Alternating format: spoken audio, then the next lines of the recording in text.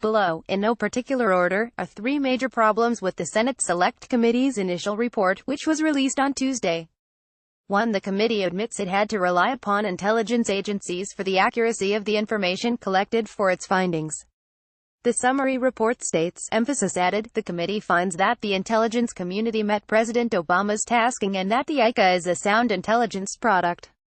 While the committee had to rely on agencies that the sensitive information and accesses had been accurately reported, as part of our inquiry the committee reviewed analytic procedures, interviewed senior intelligence officers well versed with the information, and based our findings on the entire body of intelligence reporting included in the ICA.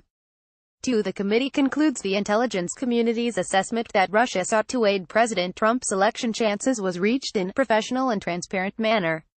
This conclusion is contradicted by an extensive Republican House Intelligence Committee report, and the narrative of Russia seeking to get Trump elected was partially challenged by the recently released book of James Clapper, who served as Director of National Intelligence under the Obama administration.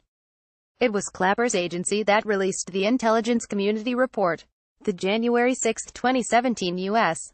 Intelligence Community (IC) report found the Russian government sought to aid Trump's election chances when possible by discrediting Secretary Clinton and publicly contrasting her unfavorably to him.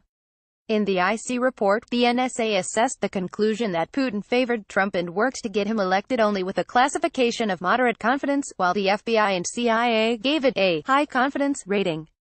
Senate Select Committee on Intelligence found the difference in confidence levels between the NSA and the CIA and FBI on the assessment that Putin and the Russian government aspired to help President-elect Trump's election chances appropriately represents analytic differences and was reached in a professional and transparent manner.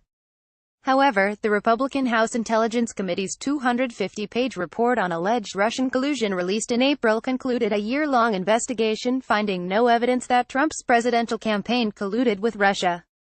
One section of the report finds that the IC assessment of Putin's strategic intentions for allegedly interfering in the U.S.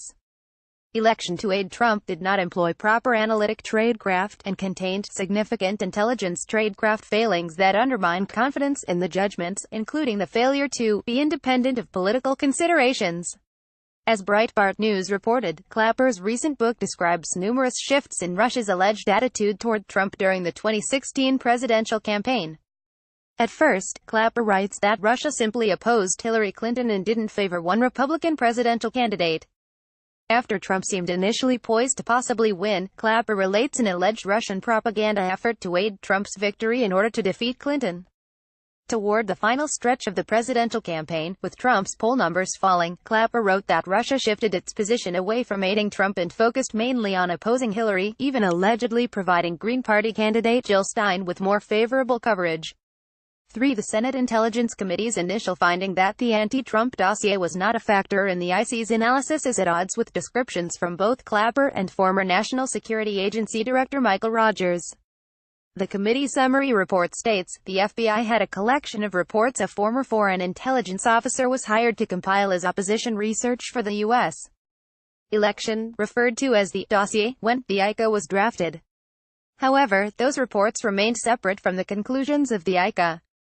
All individuals the committee interviewed verified that the dossier did not in any way inform the analysis in the ICA, including the key findings, because it was unverified information and had not been disseminated as serialized intelligence reporting.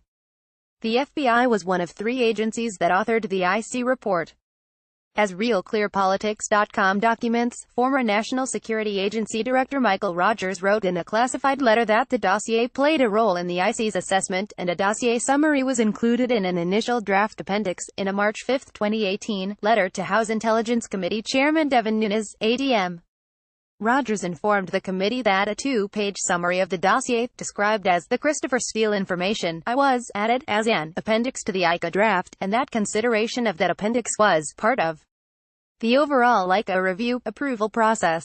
Clapper also conceded during a CNN interview that the IC assessment was able to corroborate some of the substantive content of the dossier, implying that the dossier itself was a factor. I think with respect to the dossier itself, the key thing is doesn't matter who paid for it, Clapper said. It's what the dossier said and the extent to which it's corroborated or not. We had some concerns about it from the standpoint of its sourcing, which we couldn't corroborate.